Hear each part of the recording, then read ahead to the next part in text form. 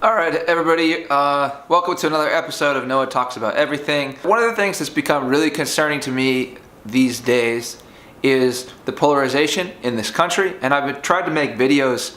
I tried to make a video like 3 months ago on the issue of abortion to try to help people see the perspectives from both sides. That was my goal, is that there are rational, good people on both sides of the issue, and I know them personally, and that's just what the truth is. And so I was trying to see if I can help people that are sort of on those polar opposite ends, that are steadfast in their positions, see that they don't have to think the other side is immoral or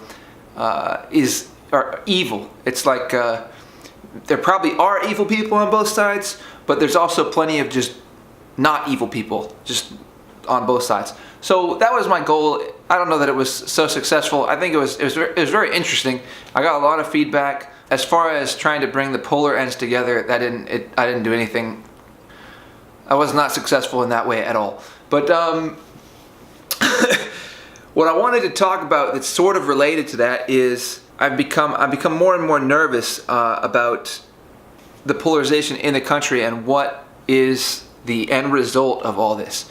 If you have people that are not willing to talk to each other anymore, if take for example the political spectrum, if Republicans and Democrats no longer can talk, no longer can communicate, whoever's fault it is, if they can't communicate, if it's both sides are being ignorant, or if it's one side is being ignorant or the other, then it doesn't really matter. If the communication can't happen, then it seems to me that you're basically enemies, and it doesn't seem like there's any way past that. I mean, unless you can figure out a way to communicate, eventually you're gonna the only way forward would be violence. That's it. I mean, if you can't exist together and you can't communicate, then eventually you're gonna fight. I mean, so what I wanted to talk about is trying to understand why this might happen, and I think that the technological advances that we've had,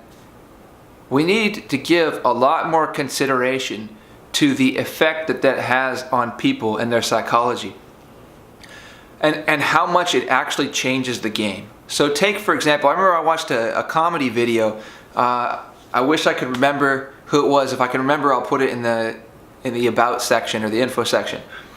There's a comedy video of a guy who was talking about how in the past, like in the 90s, he was talking about like the 90s or the 80s, where it was such a cool time. You know, you had your landline phone, and people would, when you would like say you'd hear your doorbell ring, and everyone would be excited. Your mother would be like, "Get the cake, go get the cake that we keep for when guests come over. Everybody, somebody's here.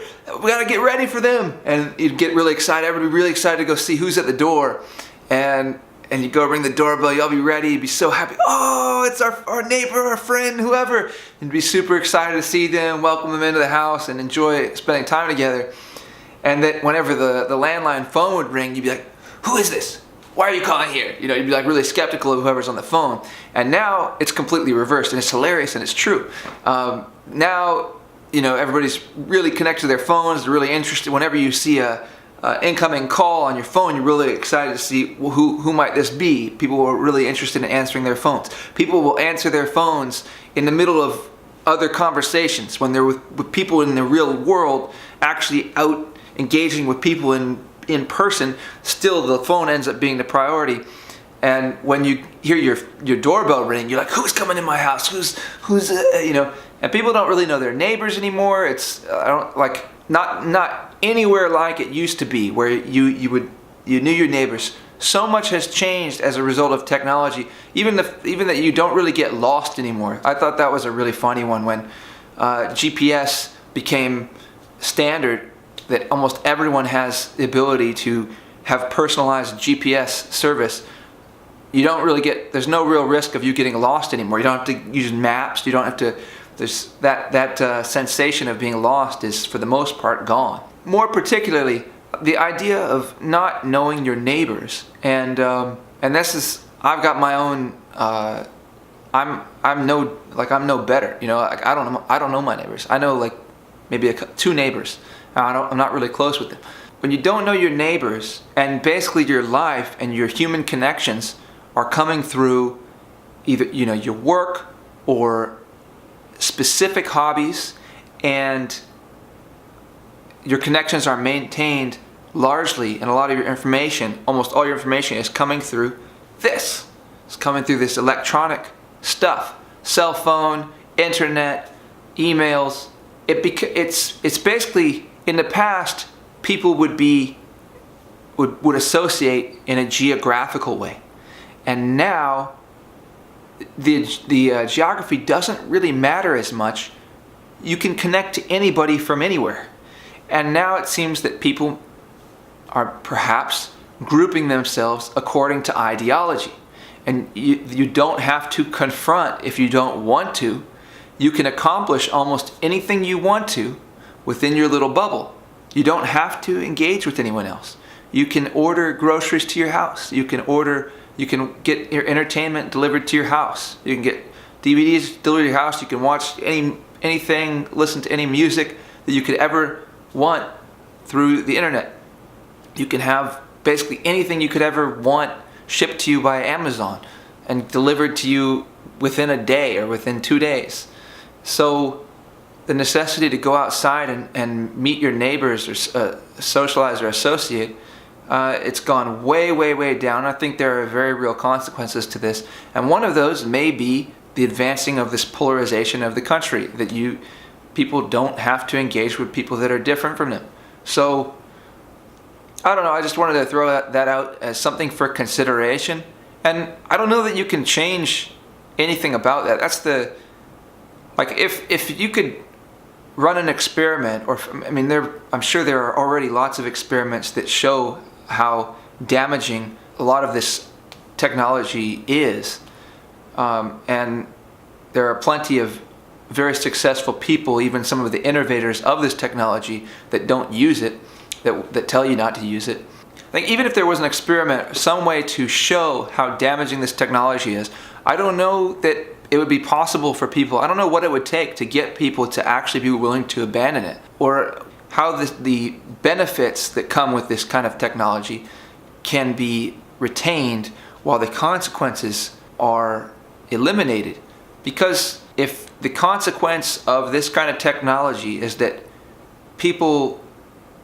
friends become enemies, then it's not worth it.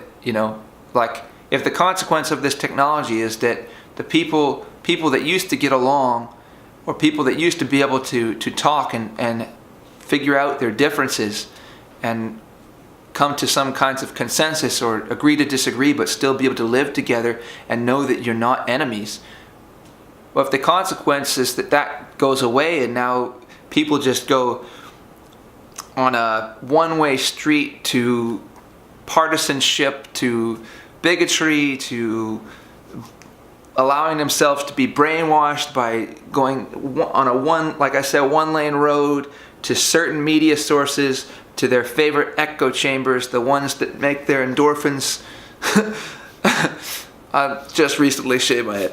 The ones that make their endorphins percolate or whatever, then you can brainwash yourself, you can keep yourself closed-minded and feel great about it because you have so much access to everything despite doing that. And you can do that on both sides, and then you have two warring tribes that have risen up who should have been on the same side. And so if that's the real consequence, it's not worth it. But how do you convince people that to put down these things? So I've been making an effort, still need to be better about it, but when I remember to, I try to never take my cell phone out of my pocket when I'm eating with people. When I'm out at a restaurant or when I'm with people, I try to just leave my cell phone there. I don't take it out if there's a lull in the energy or whatever. I try to just leave the phone there. I don't take it out and put it on the table. I don't want anybody at the table. I don't want to send the message that what's on my cell phone is more important than anybody that I'm actually with. If my cell phone is more important than any of the people that I'm actually with, then I probably shouldn't be with those people.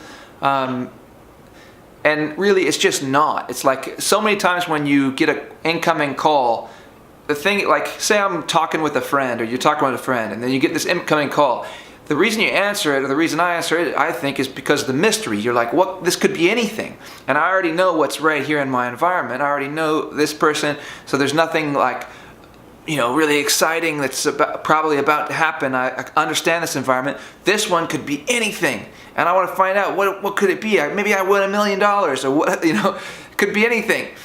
So then you answer it, and then it almost like 99% of the time, it's not going to be like anything that's any better than what you're already experiencing. So I think, like, I guess this is a message to try to decrease the amount of technology in our lives, and also just thinking about how damaging it can be, and wondering about how much it really is playing a role in the inability for our political sides to communicate, and how polarized and closed-minded people are becoming. Because there is a lot of what I'm seeing in the political landscape is utter stupidity.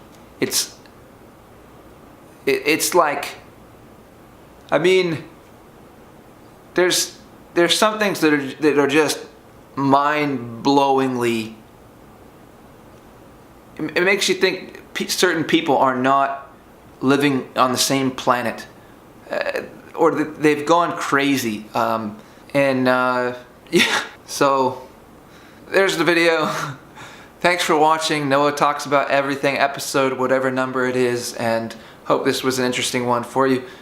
And turn off your computer. Later.